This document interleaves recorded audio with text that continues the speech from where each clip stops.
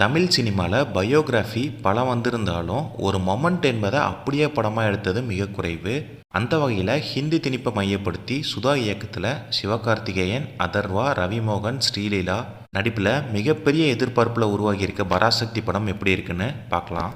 கதைக்களம் என்னன்னா, ஹிந்தி திணிப்புக்கு எதிராக புறநானூறு என்ற குழு மூலமாக சிவகார்த்திகேயன் போராடிட்டு வராரு. படத்தோட முதல் காட்சியிலேயே ஒரு ரயிலை எரிக்கிறாரு. இதை தொடர்ந்து ரவிமோகன் இந்த கும்பலை பிடிக்கணும்னு கங்கணம் கட்டிட்டு சுற்றிட்டு இருக்காரு. அதே நேரத்தில் சிவகார்த்திகேயனோட நண்பர் ஒருவர் வந்து ரயில் இறப்பில் இறக்குறாரு. இனி இந்த வன்முறை எதிர்ப்பு எல்லாம் வேண்டாம் என சிவகார்த்திகேயன் அனைத்தையும் கைவிட்டு போயிடுறாரு. ஆனால் அவர் தம்பியான அதர்வா வந்து அதை கையில் எடுக்க சிவகார்த்திகேயன் வந்து ஹிந்தி படித்து டெல்லிக்கு வேலைக்கு போக நினைக்கிறாரு. அப்போ வந்து ஹிந்தி படித்தாதான் வேலைங்கிற நிலை உருவாக சிவகார்த்திகேயன் கண் முன்னாடியே ஒரு இளைஞர் வந்து இறக்குறாரு.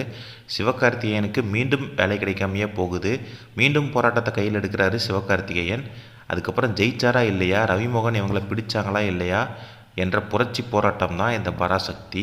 சிவகார்த்திகேயன் வந்து சிலையனாவே வாழ்ந்திருக்கார் இந்த படத்தில்.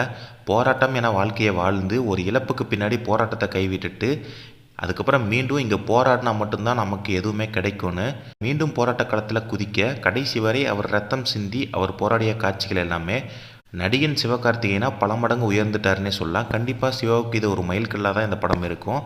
ரவிமோகன் வந்து படம் முழுவதுமே அரசாங்கத்திற்கு ஆதரவாக செயல்பட்டு வருவார். ஒரு அதிகாரியாக எத்தனை உயிர் போனாலும் சரி, நான் நினைப்பது நடக்க வேணும் அப்படின்னு அவர் செய்கிற வேலைகள் எல்லாமே நெஞ்சை பதைக்க வைக்கிற மாதிரி மிரட்டல் பர்ஃபார்மன்ஸ் கொடுத்துருப்பாரு. அதர்வாவோட எனர்ஜி பூஸ்ட் வந்து இளைஞராக வந்து கவர்ந்திருக்காருன்னே சொல்லலாம். ஸ்ரீலீலா தமிழுக்கு முதலாக அறிமுகமாக இருக்காங்க. நல்ல நடிப்பு. ஆனால் முதல் பதியில் இவரும் சிவகார்த்திகேயன் ரொமான்ஸ் கட்சியில் எல்லாமே பொறுமையாக சோதிக்கிற மாதிரி இருந்துச்சு. இரண்டாவது பதிலையும் கிளைமேக்ஸ்லையும் ஸ்ரீலீலா நல்லா ஸ்கோர் பண்ணியிருக்காங்கன்னே சொல்லலாம். படமே ஹிந்தி திணிப்புக்கு எதிரானது என்பதனால பல வரலாற்று நினைவுகளையும் கற்பனை சித்தரிக்கப்பட்டவைன்னு போட்டாலும் அது பார்க்குற ரசிகர்களுக்கு படத்தோட ஒன்றி கமெண்ட் அடித்து கட் செய்த காட்சிகள் எல்லாமே ரசிகர்களுக்கு புரிஞ்சு கொள்கிற மாதிரி தான் இருந்துச்சு. அதே நேரத்தில் படத்துக்கு மிகப்பெரிய பலமே பார்த்திங்கன்னா வசனங்கள் தான். ஹிந்தி திணிப்புக்கு தான் எதிரி, ஹிந்திக்கு எதிரி இல்லை. முதல்ல ஹிந்தி படிங்க வேலைன்னாங்க, இப்போ ஹிந்திக்காரனை போல் பேசுங்கிறாங்க. ரெண்டு பேரையும் ஒரே கோட்லேருந்து ஓட்டத்தை தொடங்க சொல்கிறதான முறை. சிப்பை கழகத்துக்கு முன்னாடியே போராடாம தமிழ் எனக்கு தேசபக்தி கிளாஸ் எடுக்காத போன்ற பொறி வைக்கிற வசனங்கள் வந்து பட்டாய கிளப்புற மாதிரி இருந்துச்சு. ஆர்ட் ஒர்க் எல்லாமே அப்படியே 1960க்கே போன அனுபவம் வந்து நமக்கு கண்டிப்பாக கிடச்சிருக்கு. படத்தோட கதை மாந்தர்கள் தேர்வு வந்து உண்மையாலுமே செம ஸ்கோர் பண்ணியிருக்குன்னு சொல்லலாம். மைக்கேல் ரெட்டி, பேசில் கோமியா என கிளைமேக்ஸில் கூஸ் பம்ப்ஸ் குஞ்சிருக்குன்னே சொல்லலாம். படத்தோட முதல் பதியில் காதல் காட்சிகள் கண்டிப்பாக கத்தரிச்சு போட்டிருக்கலாம்னே தோணுச்சு. அதுதான் பொறுமையாக சோதிக்கிற மாதிரி இருந்துச்சு. அதிக கட்டு மியூசிக் எல்லாமே இது புரியுமான்ற நிலைமைக்கு தான் இருந்துச்சு.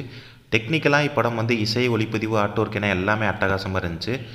படத்துக்கு ப்ளஸ் என்னன்னு பார்த்தீங்கன்னா, படத்தில் நடித்த எல்லா நடிகர்களுமே உண்மையாலுமே செம ப்ளஸ் பாயிண்ட் தான். நல்ல தேர்வு, நல்லா நடிச்சிருந்தாங்க. பொறி வைக்கிற வசனங்கள் எல்லாமே உண்மையாலுமே ரொம்ப அருமையாக இருந்துச்சு. படத்துக்கு தேவையான ஒன்றுன்னு தோணுச்சு. டெக்னிக்கல்ஸ் எல்லாமே ஒர்க் ஆகிருக்குன்னு சொல்லலாம். இந்த படத்தோட மைனஸ் என்னன்னு பார்த்தீங்கன்னா, முதல் பாதியில் காதல் காட்சிகள் தான் பொருந்தாத மாதிரி இருந்துச்சு எனக்கு. மற்றபடி எல்லாமே ஓகே தான். மொத்தத்தில் இந்த பராசக்தி வந்து தமிழர்கள் நெஞ்சில் என்றுமே அணையாத தீன்னு சொல்லுவேன். உண்மையாலுமே என்னோட ரேட்டிங் வந்து இந்த படத்துக்கு 5க்கு 3.5 கொடுப்பேன். நீங்களும் இந்த படத்தை தேட்டரில் பார்த்துட்டு உங்களோட கருத்தை கமெண்ட்டில் சொல்லுங்கள். தேங்க்ஸ் ஃபார் வாட்சிங்.